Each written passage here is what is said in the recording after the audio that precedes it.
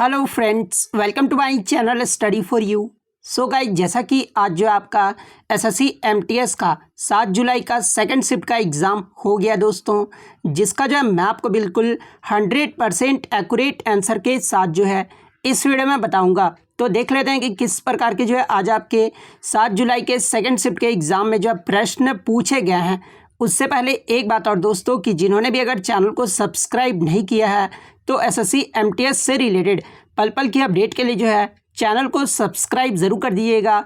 और बगल में ही आपको एक बेल आइकन यानी घंटे का निशान भी दिख रहा होगा, तो आप उसे भी जो है ज़रूर प्रेस कर दीजिएगा। तो चलिए वीडियो को स्टार्ट करते हैं। तो आज का जो आपका पहला क्वेश्चन आया था कि Razia Sultan was the daughter of which ruler, यानी दिल्ली की पहली महिला शासिका रजिया सुल्तान ये जो है किस शासक की बेटी थी। तो देखिए, ये जो रजिया सुल्तान थी ना, ये आपका इल्तुतमिश की पुत्री थी। तो इल्तुतमिश आपका यहाँ पे करेक्ट आंसर होगा। यहाँ से एग्जाम में एक प्रश्न और पूछा जाता है कि रजिया सुल्तान दिल्ली की गद्दी पर जो है ये कब बैठी थी। तो देखिए, रजिया सुल्तान जो है ये 1236 ईस्वी में दिल्ली की गद्दी पर बैठी थी। तो ये भी आपको ध्यान में रखना है। नेक्स्ट क्वेश्चन आपका यहाँ पर आया था कि Hojagiri dance performed in which state, यानी ये जो आपका होजागिरी नृत्य है ना, ये किस राज्य का एक लोक नृत्य है। तो देखिए, ये जो आपका होजागिरी नृत्य है ये पूर्वोत्तर भारत के त्रिपुरा राज्य का जो है एक लोक नृत्य है। तो त्रिपुरा राज्य आपका करेक्ट आंसर होगा। और मैं आपको बता दूं कि आपके एमटीएस के एग्जाम में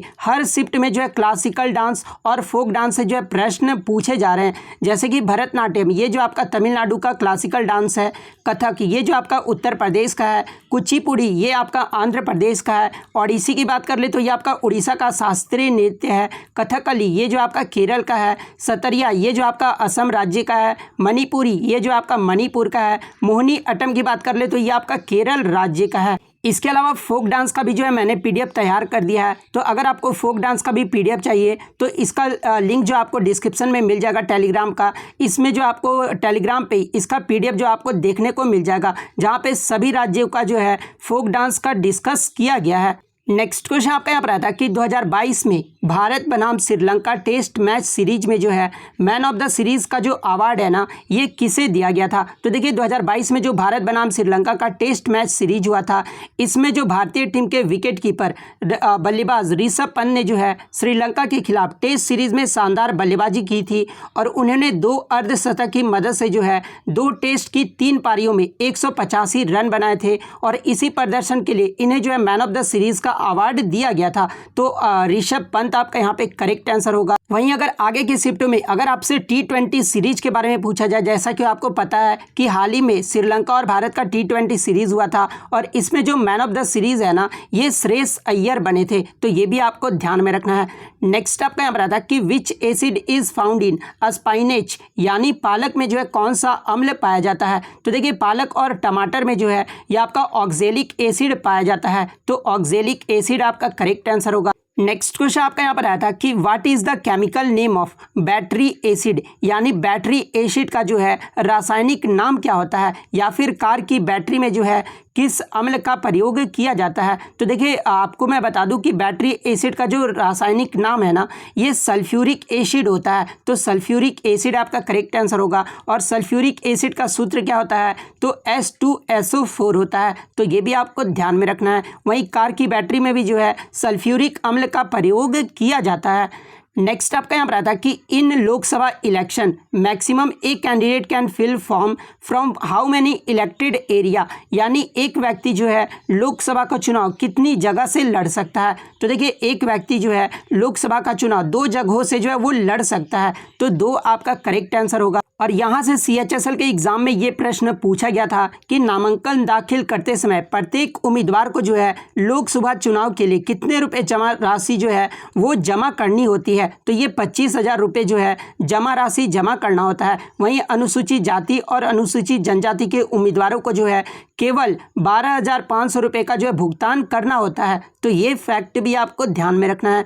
नेक्स्ट आपका यहाँ पर आया था कि उस्ताद अमजद अली खान निम्नलिखित में से कौन सा वाद्य यंत्र बजाते थे। तो देखिए, उस्ताद अमजद अली खान का जो संबंध था ना, ये सरोद वादक से था। तो सरोद वादक आपका करेक्ट आंसर होगा। और मैं आपको बता दूं कि उस्ताद अली खान को 1975 में पद्म श्री से सम्मानित किया गया था, 1991 में पद्म भूषण से और 2001 ईस्वी में जो है पद्म विभूषण से सम्मानित किया गया था। तो ये फैक्ट भी आपको ध्यान में रखना है। और देखिए वाद्य यंत्र से भी जो आपके हर शिफ्ट में एक प्रश्न पूछा जा रहा है। जैसे पूछ दिया जाएगा कि हरिप्रसाद चौरसिया का संबंध किससे है, तो बांसुरी वादक से है। पंडित शिव कुमार शर्मा का संतूर वाद्य यंत्र से है। उस्ताद जाकिर हुसैन जो है ये तबला वादक हैं। अमजद अली खान ये जो आपके सरोद वादक हैं। बिस्मिल्लाह खान शहनाई वादक हैं। पंडित रविशंकर ये जो आपके सितार वादक हैं। वहीं पंडित राम नारायण के बारे में पूछा जाए तो ये सारंगी वादक है। उस्ताद असद अली खान के बारे में पूछा जाए तो ये रुद्र वीणा है। रामानंद वी राघवन ये जो आपके मृदंगम है। और TH विनायक करम ये जो आपके घाटम से संबंधित है। तो ये सारे फैक्ट आपको ध्यान में रखना है। नेक्स्ट आपका यहाँ पर आता है कि which of the following articles is not related to directive principle of policy, यानी DPSP, यानी इनमें से कौन सा अनुच्छेद जो है नीति निर्देशक तत्व से संबंधित नहीं है। तो देखिए मैं आपको बता दूं कि भारत के संविधान के भाग 4 अनुच्छेद 36 से 51 में जो है राज्य के नीति निर्देशक सिद्धांत यानी DPSP जो है आपके शामिल है। लेकिन यहाँ पे क्वेश्चन में नहीं पूछा गया था और ऑप्शन में आपका अनुच्छेद 31 दिया हुआ था। तो देखिए ये जो अनुच्छेद 31 है ना, ये आपका नीति निर्देशक यानी DPSP में शामिल नहीं है। तो अनुच्छेद 31 आपका करेक्ट आंसर होगा। नेक्स्ट क्वेश्चन आपका यहाँ पर आता है कि जनजाति संशोधन विधेयक 2021 में जो है ये किसने पेश किया था। तो देखिए आदिवासी मामले के मंत्री अर्जुन मुंडा ने जो है 2 अगस्त 2021 को राज्यसभा में संविधान अनुसूचित जनजातियां आदेश संशोधन बिल को जो है 2021 में पेश किया था। तो आपका अर्जुन मुंडा आपका यहाँ पे करेक्ट आंसर होगा। और इन्होंने कब पेश किया था तो ये भी आपको ध्यान में रखना है, 2 अगस्त 2021 को पेश किया था। नेक्स्ट आपका यहाँ पर आया था कि इनमें से कौन सा मार्शल आर्ट्स यानी कला जो है दक्षिण में विकसित हुआ था। और जहाँ पे ऑप्शन में आपका कलारिया पाइटू और एक आपका गटका दिया हुआ था। तो देखिए ये जो गटका मार्शल आर्ट है ये आपका पंजाब में विकसित हुआ था। तो ये तो आंसर आपका होगा नहीं, कलारिया पाइटू दिया हुआ था। तो देखिए ये जो कलारिया पाइटू है ना, ये आपका केरल में विकसित हुआ था जो कि आपका दक्षिण राज्य है। तो कलारिया पाइटू आपका करेक्ट आंसर होगा। और ये भारत में सबसे पुराना मार्शल आर्ट है। तो ये भी आपको ध्यान में रखना है। तो कलारिया पाइटू आपका करेक्ट आंसर होगा। नेक्स्ट आपका यहाँ पर आता है कि भारत का सबसे बड़ा बौद्ध स्तूप कौन सा है। तो देखिए भारत का जो सबसे बड़ा बौद्ध स्तूप है ना, ये एक तो आपका केसरिया स्तूप है या फिर ऑप्शन में आपका सांची स्तूप दिया होगा। तो देखिए ये जो आपका केसरिया स्तूप है ये आपका बिहार में है और ये जो आपका सांची का स्तूप है ये आपका मध्य प्रदेश में है। तो इन दोनों में से जो भी ऑप्शन में दिया होगा वो आपका करेक्ट आंसर होगा। नेक्स्ट आपका यहाँ पर आता है कि Odissi dancer who got Padma Vibhushan इन 2000, यानी कौन सी ओडिसी नृत्यांगना को जो है 2000 ईस्वी में पद्म विभूषण से सम्मानित किया गया था। तो देखिए ये जो आपके केलुचरण महापात्र थे ना, इन्हें जो है 2000 ईस्वी में ओडिसी डांसर के नेतृत्व में जो है पद्म विभूषण से सम्मानित किया गया था। तो केलुचरण महापात्र आपका करेक्ट आंसर होगा। बात कर ले इन्हें पद्म भूषण से कब सम्मानित किया गया था, तो 1988 में जो है सम्मानित किया गया था। तो ये भी आपको ध्यान में रखना है। नेक्स्ट आपका यहाँ पर आता है कि which is the highest motorable pass of India, यानी भारत का सबसे बड़ा मोटरेबल पास कौन सा है। तो देखिए भारत का जो सबसे बड़ा मोटरेबल पास है ना, एक तो आपका डुंगरीला या फिर माना पास है। तो डुंगरीला या फिर माना पास दोनों में से कोई भी ऑप्शन में दिया होगा वो आपका करेक्ट आंसर होगा। नेक्स्ट आपका यहाँ पर आता है कि इनमें से कौन सा कथन सही दिया हुआ है। जहाँ पे एक ऑप्शन दिया हुआ था कि प्लासी का युद्ध जो है ये आपका 23 जून 1757 ईस्वी को अंग्रेज और बंगाल के तत्कालीन नवाब सिराजुद्दौला के मध्य हुआ था। और ये जो स्टेटमेंट है ना, ये आपका स्टेटमेंट सही दिया हुआ था। तो इस स्टेटमेंट में जिन्होंने भी टिक किया था उनका यहाँ पर सही हो जाएगा। नेक्स्ट आपका यहाँ पर आता है कि 1948 में व्यापार के लिए कौन सा अंतर्राष्ट्रीय संगठन बनाया गया था। तो देखिए 1948 में ये जो आपका गैट संगठन है ना, जिसका फुल फॉर्म क्या होता है, तो general agreement on tariffs and trade होता है। और ये जो संगठन है ये आपका व्यापार के लिए बनाया गया था। तो गैट आपका करेक्ट आंसर होगा। और मैं आपको बता दूं कि WTO का जो पुराना नाम था ना, ये GATT था। तो ये भी आपको ध्यान में रखना है। और WTO की स्थापना यानी वर्ल्ड ट्रेड ऑर्गेनाइजेशन की स्थापना कब हुआ था, तो ये आपका 1 जनवरी 1995 को हुआ था। तो ये फैक्ट भी आपको ध्यान में रखना है। नेक्स्ट आपका यहाँ पर आया था कि where is the eastern railway zone headquarter, यानी ईस्टर्न रेलवे जोन का जो है हेडक्वार्टर पूछा गया था। तो देखिए ईस्टर्न रेलवे जोन का जो हेडक्वार्टर है ना, ये आपका कोलकाता में है। तो कोलकाता आपका करेक्ट आंसर होगा। सेंट्रल रेलवे का अगर हेडक्वार्टर पूछा जाए तो ये आपका मुंबई में है। ईस्ट सेंट्रल रेलवे की बात कर ले तो ये आपका हाजीपुर में है। ईस्ट कोस्ट सेंट्रल रेलवे का अगर पूछा जाए तो इसका हेडक्वार्टर भुवनेश्वर में है। तो ये फैक्ट आपको ध्यान में रखना है। नेक्स्ट क्वेश्चन आपका यहाँ पर आता है कि दक्षिण अंडमान और लघु अंडमान द्वीपों को जो है कौन सा पास अलग करता है। तो देखिए दक्षिण अंडमान और लघु अंडमान द्वीपों को जो है ये आपका डंकन पास अलग करता है, तो डंकन पास आपका करेक्ट आंसर होगा। नेक्स्ट क्वेश्चन आपका यहाँ पर आता है कि who is known for the discover of electrons, यानी इलेक्ट्रॉन की खोज के लिए जो है ये किसे जाना जाता है। तो देखिए इलेक्ट्रॉन की जो खोज है ना ये जे थॉमसन के द्वारा किया गया था। वहीं प्रोटॉन की बात कर ले तो ये रदरफोर्ड के द्वारा किया गया था, और न्यूट्रॉन की खोज जो है ये जेम्स चैडविक के द्वारा किया गया था। नेक्स्ट आपका यहाँ पर आता है कि who built the grand trunk road, यानी जीटी रोड का निर्माण जो है ये किसने करवाया था। तो ये शेरशाह सूरी के द्वारा करवाया गया था। नेक्स्ट आपका यहाँ पर आता है कि who is the author of the book the great Indian novel, यानी द ग्रेट इंडियन नोवेल पुस्तक के लेखक कौन है। तो ये आपके शशि थरूर हैं।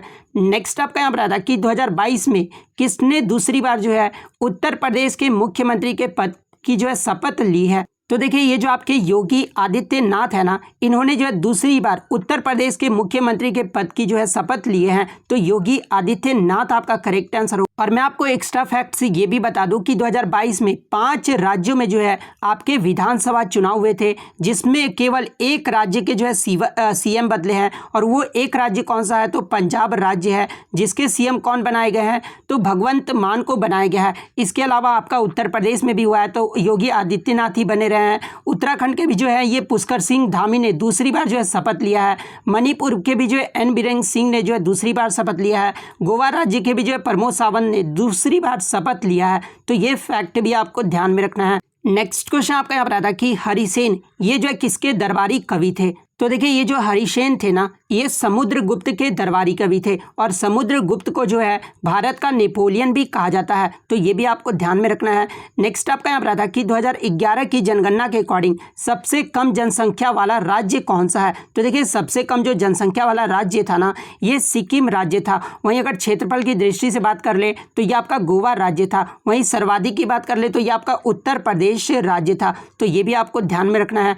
नेक्स्ट आपका यहाँ पर आता है कि विच कमीशन इज बिफोर फ्रॉम नीति कमीशन, यानी नीति आयोग से पहले जो है ये कौन सा आयोग था। तो देखिए मैं आपको बता दूं कि 1 जनवरी 2015 को जो है नीति आयोग का योजना आयोग के उत्तराधिकारी के रूप में जो है स्थापित किया गया था, तो योजना आयोग आपका यहाँ पे करेक्ट आंसर होगा। इसके अलावा आपके एग्जाम में नीति का जो है फुल फॉर्म पूछा जाता है, तो national institution for transforming India इसका फुल फॉर्म होता है।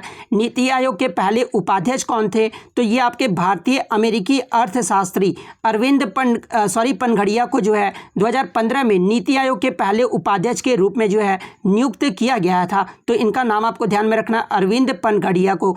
नेक्स्ट बात कर लेते हैं आपके वर्तमान में नीति आयोग के उपाध्यक्ष कौन है, तो ये डॉक्टर सुमन बेरी है, तो ये भी आपको ध्यान में रखना है। तो इतने क्वेश्चन जो है आज मुझे बच्चों के द्वारा मिले थे जो कि 100% रियल और ऑथेंटिक है। तो अगर वीडियो अच्छी लगी हो तो वीडियो को जो है लाइक ज़रूर कर दीजिएगा।